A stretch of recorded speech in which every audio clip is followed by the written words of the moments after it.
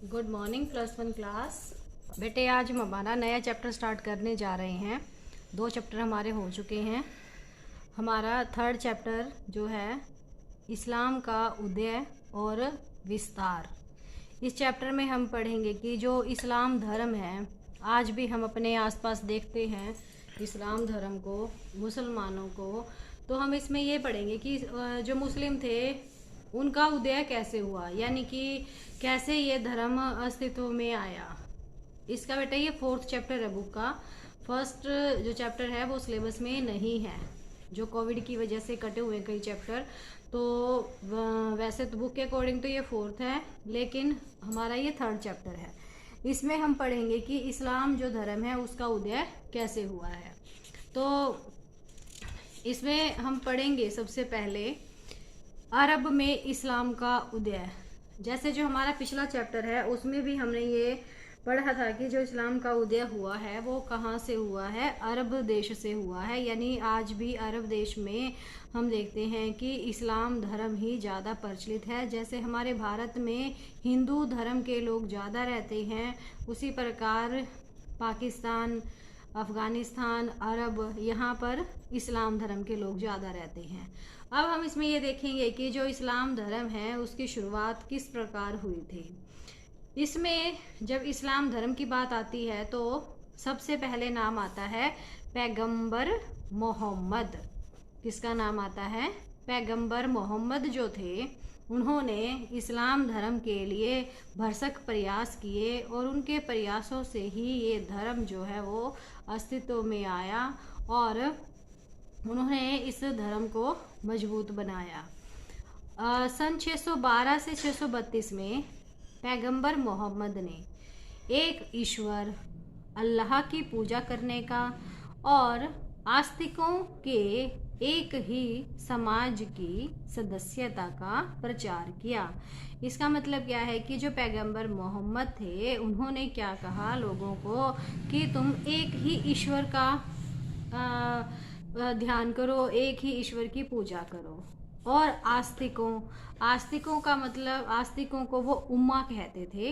ध्यान रखना है, ये छोटे छोटे वर्ड इसमें काफ़ी सारे आएंगे तो आपको ये याद रखना है कि उन्होंने कहा पैगंबर मोहम्मद ने कि तुम एक ही धर्म के बनो और एक ही भगवान की या अल्लाह की पूजा करो। और यही इस्लाम का मूल था, यानी यही इसका बेस था। पैगंबर मोहम्मद जो थे वो सौदागर थे और भाषा और संस्कृति की दृष्टि से वो अरबी थे। यानी कि वो क्या काम करते थे, यानी कि वो क्या थे? एक सौदागर थे, व्यापारी थे। और भाषा, और जैसे उनकी भाषा थी और जो उनका कल्चर था वो क्या था? अरबी था। तो उन अरब संस्कृति को अधिकांशतः अरब प्रायद्वीप और दक्षिणी सीरिया और मेसोपोटामिया के क्षेत्रों तक ही ये सीमित थी। जो अरब संस्कृति थी वो कहाँ कहाँ तक लिमिटेड थी? अरब प्रायद्वीप और दक्षिणी सीरिया और मेसोपोटामिया। और जो अरब के लोग थे ना वो कबीलों में बटे हुए थे। कबीले का मतलब क्या है कि उसमें एक ही प्रकार के लोग रहते थे, यानी कि उनका ब्लड रिलेशन होता था आपस में, वो एक दूसरे के वंश के लोग ही उसमें रहते थे। तो प्रत्येक जो कबीला था, यानी कि एक ही प्रकार के लोगों का जो कबीला बना हुआ था, उनका एक नेता होता था और उस नेता को शेख बोला जाता था। क्या बोला जाता था उसको? शेख। शेख के द्वारा ही उसका लीडरशिप उसकी की जाती थी। और जो प्रत्येक कबीला था ना, हर एक कबीले के अपने अपने देवी देवता होते थे। और जो बुतों, यानी कि बुत का मतलब यहाँ पे क्या है? स्टैचू के रूप में उनको देवालयों में उनको पूजा जाता था। और बहुत सारे जो कबीले थे अरब के वो खाना बदोश होते थे। खाना बदोश का मतलब क्या होता है? जो एक स्थान से दूसरे स्थान पर घूमते रहते हैं, इनको बद्दू या बेदुइन भी कहते थे। और ये खाने की खोज में, काम की खोज में इधर उधर अपने ऊँटों के लिए चारे की तलाश में सूखे क्षेत्रों से एक स्थान से दूसरे स्थान तक जाते रहते थे। और वहाँ जहाँ हरे भरे क्षेत्र होते थे, जैसे नकली स्थान है, वहाँ पर वे जाते रहते थे ताकि उनको खाने के लिए, उनके जानवरों के खाने के लिए कुछ ना कुछ मिल जाए। और वे कुछ जो ये थे खाना बदोश थे, कुछ तो शहरों में बस गए थे और व्यापार और खेती का काम करने लगे थे, यानी कि वो तो स्थायी रूप से वहाँ रहने लगे थे। और जो पैगंबर मोहम्मद थे उनका अपना कबीला कुरैश, ये ध्यान रखना है कि जो पैगंबर मोहम्मद थे उनका कबीला कौन सा है, कुरैश, जो मक्का में रहता था और उसका वहाँ के मुख्य धर्म स्थल पर नियंत्रण था। यानी कि जो मोहम्मद है उनका कबीला कौन सा है, कुरैश। ये बेटे आपको याद रखना है कि पैगंबर मोहम्मद का कबीला कुरैश था। और जो इनका कबीला था वो धर्म, जो मंदिर वगैरह थे जहाँ पूजा पाठ होते थे, उन पे इनका पूरा कंट्रोल था। और इस स्थल का जो स्ट्रक्चर था वो घन के आकार का था और उसे काबा कहते थे। यानी कि जहाँ पे इनका नियंत्रण था पैगंबर मोहम्मद का, वहाँ पर उनका पूरा कंट्रोल था। और वो उसकी शेप कैसी थी, घन के शेप की थी और उसको काबा बोला जाता था। काबा आप सुनते होंगे, बहुत बार आता है ये वर्ड। और इसमें बुत रखे हुए थे, बुत का मतलब कि स्टैचू रखे हुए थे। मक्का के बाहर के कबीले भी काबा को पवित्र मानते थे। और जैसे बाहर के लोग आज भी जाते हैं यहाँ पर काबा में, वहाँ दर्शन करने। और जो बाहर के लोग थे वे भी इसमें अपने बुत रखते थे और हर साल धार्मिक यात्रा करते थे। तो धार्मिक यात्रा को वो जो इस्लाम धर्म के लोग हैं वो क्या कहते हैं, हज बोलते हैं। मक्का यमन और सीरिया के बीच के व्यापारी मार्गों के एक चौराहे पर स्थित था। और यानी ये कहाँ पे स्थित था, यमन और सीरिया के जो व्यापारी जहाँ से होकर जाते थे वहाँ पर ये स्थित था, ताकि जो लोग हैं व्यापार के लिए इधर उधर आते जाते हैं तो वो लोग वहाँ पे रुकते थे, जिससे कि इस शहर का महत्व और भी ज़्यादा बढ़ गया।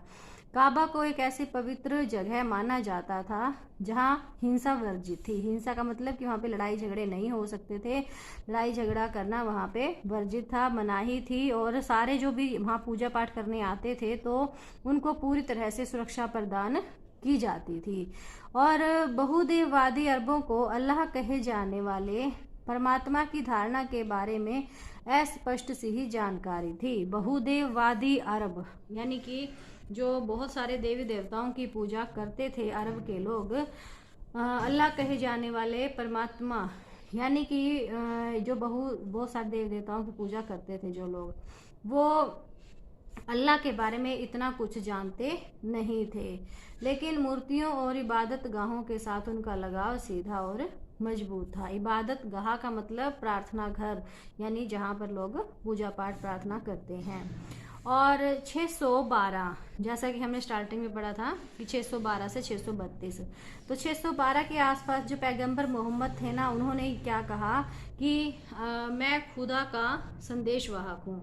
यानी खुदा का संदेशवाहक जो है उसको क्या बोला जाता है, रसूल बोला जाता है। और जो पैगंबर मोहम्मद थे उन्होंने अपने आप को कहा कि मैं रसूल हूँ और मुझे खुदा ने भेजा है कि मैं अपने यहाँ उनके धर्म का प्रचार करूं। तो और इसीलिए वो अपने आप को क्या कहते थे, रसूल कहते थे, पैगंबर मोहम्मद जो थे। और उन्होंने कहा कि केवल अल्लाह की ही इबादत का मतलब पूजा पाठ करनी चाहिए। और उन्होंने कहा कि इबादत की विधियां जो हैं वो बहुत ही आसान हैं। और क्या क्या बताई उन्होंने विधियां, जैसे कि दैनिक प्रार्थना को मुस्लिम क्या कहते हैं, सलात। और नैतिक सिद्धांत, जैसे खैरात, नैतिक सिद्धांत का मतलब जैसे जो मोरालिटी होती है, खैरात बांटना, भीख बांटना, चोरी यानी कि लोगों की सेवा करना, चोरी न करना, ये सारे इन्होंने बताए कि किस तरह से हमें पूजा करनी चाहिए। उन्होंने बताया कि उन्हें आस्तिक को वो उम्मा कहते थे, जैसे अभी पीछे भी आया था। तो ऐसे समाज की स्थापना करनी है जो सामान्य धार्मिक विश्वासों के जरिए आपस में जुड़े हुए हों। यानी जो पैगंबर मोहम्मद थे वो एक ऐसे समाज की स्थापना करना चाहते थे जो सारा आस्तिकों का समूह हो। यानी कि जिसमें पूजा पाठ करने वाले, भगवान में, अल्लाह में विश्वास करने वाले लोग उस समूह में रहते हों। और इसी समाज के लोग ईश्वर के सामने, धार्मिक समुदायों के समक्ष धर्म के अस्तित्व में अपना विश्वास प्रकट करते हों। तो विश्वास को इस्लाम में क्या कहा जाता है? शहादा। पैगंबर मोहम्मद के संदेश ने मक्का के उन लोगों को विशेष रूप से प्रभावित किया जो अपने आप को व्यापार और धर्म के लाभों से वंचित महसूस करते थे। यानी जो पैगंबर मोहम्मद थे वो उन लोगों को उन्होंने अपनी ओर आकर्षित किया जो लोग समाज में बिल्कुल भी जिनका कोई सम्मान नहीं था, तो उन लोगों को पैगंबर मोहम्मद की बातें बड़ी अच्छी लगी और वो लोग अपनी एक पहचान बनाना चाहते थे। तो उन्हें पैगंबर मोहम्मद की बातें अच्छी लगी और उन्होंने इस्लाम धर्म को अपना लिया। तो उन्हें क्या कहा जाता था? मुस्लिम कहा जाता था। और उनको क्या कहा कि क़यामत के दिन, यानी कि मुसीबत के दिन, मुक्ति और धरती पर रहते हुए समाज के संसाधनों में उनको कहा जाता था कि समाज के जो रिसोर्सेज हैं उनमें भी उनको शेयर दिया जाएगा। मुसलमानों को शीघ्र ही मक्का के, यानी जो मुसलमान वो बने थे पैगंबर मोहम्मद के कहने से, तो उनको जो मक्का था, मक्का में जहाँ पर पूजा पाठ किए जाते थे, तो वहाँ के जो अमीर लोग थे उनके भारी विरोध का सामना करना पड़ा। क्यों? जिन्हें देवी देवताओं का ठुकराया जाना बुरा लगा था और जिन्होंने नए धर्म को मक्का की प्रतिष्ठा और समृद्धि के लिए खतरा समझा। यानी कि वो पैगंबर मोहम्मद के खिलाफ थे कुछ लोग। तो उन्होंने क्या किया? उन लोगों का विरोध किया जिन्होंने मुस्लिम धर्म को अपना लिया था। तो उन्होंने उनका भारी विरोध किया और क्या कहा कि इस नए धर्म को मक्का की प्रतिष्ठा और समृद्धि के लिए खतरा ये बन गई हैं। तो जो पैगंबर मोहम्मद थे उन्होंने क्या किया? वो अपने फॉलोवर्स को, अनुयायियों को लेकर मदीना चले गए। और जो मदीना वो गए तो वहाँ से उनका एक नया इतिहास, नया अध्याय शुरू हुआ कि वहाँ पे उनके साम्राज्य की स्थापना हुई, कैसे हुई वो हम पढ़ेंगे कि उनको मक्का छोड़कर कहाँ जाना पड़ा? मदीना। जिस वर्ष वो मदीना में गए वहाँ उसी वर्ष से मुस्लिम कैलेंडर यानी हिजरी सन की शुरुआत हुई थी। मुस्लिम कैलेंडर को क्या कहा जाता है? हिजरी सन। और जैसे किसी धर्म का जीवित रहना, अब इस धर्म को जीवित रहने के लिए जरूरी है कि इस धर्म को मानने वाले लोग जीवित रहें, तभी वो धर्म जीवित रहेगा। तो और उन लोगों को जीवित रखने के लिए क्या जरूरी था कि उन लोगों को अंतर से मजबूत बनाया जाए और बाहरी खतरों से उन लोगों का बचाव किया जाए। और ये सुदृढ़ीकरण और सुरक्षा के लिए राजनीतिक संस्थाओं की आवश्यकता होती है, यानी कि राजनीतिक जो पॉलिटिकल जो इंस्टीट्यूट है उनकी ज़रूरत होती है। जैसे राज्य और सरकारें जो या तो पीछे से विरासत में प्राप्त होती हैं, या तो इसके देखो 3 तरीके होते हैं, या तो पीछे से विरासत में प्राप्त हो, या फिर कहीं बाहर से युद्ध में जीत कर प्राप्त हो, या फिर जिनका निर्माण बिल्कुल नए सिरे से करना हो। तो इन तीनों तरीकों से मदीना में एक राजनीतिक व्यवस्था की स्थापना की। किसने की? पैगंबर मोहम्मद ने, क्योंकि वो मदीना चले गए थे अपने फॉलोअर्स को लेकर, जिसने उनके अनुयायियों को सुरक्षा प्रदान की, जिससे उनके ये सारे काम राजनीतिक संस्थाएं स्थापित करने के बाद जो पैगंबर मोहम्मद थे वो उनके अनुयायियों को इससे काफ़ी सेफ्टी महसूस हुई जिसकी उन्हें ज़रूरत थी। और इसके साथ साथ शहर में चल रही कलह को भी सुलझा दिया उन्होंने कि शहरों में जो उनके खिलाफ आंदोलन, उनके खिलाफ जो आवाज़ें उठाई जा रही थी, उम्मा यानी आस्तिकों का जो समूह था उसको एक बड़े समुदाय के रूप में बदल दिया गया, ताकि मदीना के बहुदेववादियों और यहूदियों को पैगंबर मोहम्मद के राजनीतिक नेतृत्व के अंतर्गत लाया जा सके। यानी कि जो सारे लोग थे ये सारे किसके अंडर आ गए? पैगंबर मोहम्मद। अब पैगंबर मोहम्मद ने कर्मकांड जैसे कि पूजा पाठ के नए तरीके, उपवास करना, नैतिक सिद्धांतों को बढ़ाकर और उन्हें परिष्कृत करके धर्म को अपने अनुयायियों के लिए मजबूत बना दिया। यानी धर्म को ही उसने इतना मजबूत कर्म के का ये तरीके बता कर अपने धर्म को इतना मजबूत बना दिया कि उसके अनुयायी अपने आप को सेफ महसूस करने लगे। अब जो मुस्लिम समुदाय था उसको आमदनी कहाँ से होती थी, उनका गुजारा कैसे चलता था, जो खेत वगैरह थे वहाँ से उनको फसलें प्राप्त होती थी। और इसके अलावा जो खैरात कर था, टैक्स था, जिसको जक़ात बोला जाता था, उससे ये समुदाय अपने आप को जीवित रख पाया। इसके अलावा मुसलमान मक्का के काफिलों और निकट के नखलिख स्थानों पर भी छापे मारते थे। जो मुसलमान थे वो मक्का छोड़कर कहाँ आ गए थे, मदीना आ गए थे। तो मदीना से वो कहाँ जाते थे, मक्का जाते थे, और वहाँ पे वहाँ से जो काफिले आते थे मक्का से, उनके ऊपर वो आक्रमण करते थे। और इन आक्रमणों का जवाब देने के लिए मक्का के लोगों ने उनका प्रतिरोध किया, और मदीना के यहूदियों के साथ उनके बीच दरार उत्पन्न हो गई। और क्या हुआ, जो पैगंबर मोहम्मद थे वो उन्होंने मक्का को जीत लिया, और जो पैगंबर मोहम्मद थे वो एक राजनीतिक नेता के रूप में उभरे, और पैगंबर मोहम्मद की प्रतिष्ठा जो थी, ये इन सारे जो कार्य उन्होंने किए, इन कार्यों की दूर दूर तक प्रशंसा होने लगी। और उन्होंने समुदाय की सदस्यता के लिए धर्मांतरण को एकमात्र कसौटी माना कि अगर समुदाय की सदस्यता प्राप्त करनी है तो आपको इस्लाम धर्म को अपनाना पड़ेगा। तो इसीलिए लोग पैगंबर मोहम्मद की प्रतिष्ठा को, मान सम्मान को, उनकी राजनीतिक जो उनका नेतृत्व था, इन सब चीज़ों को देखकर सभी लोग इस्लाम धर्म को अपनाने लगे, और उनकी जो ताकत थी वो और भी ज़्यादा मजबूत हो गई, और उन्होंने इस्लाम को अपना लिया और समाज में शामिल हो गए।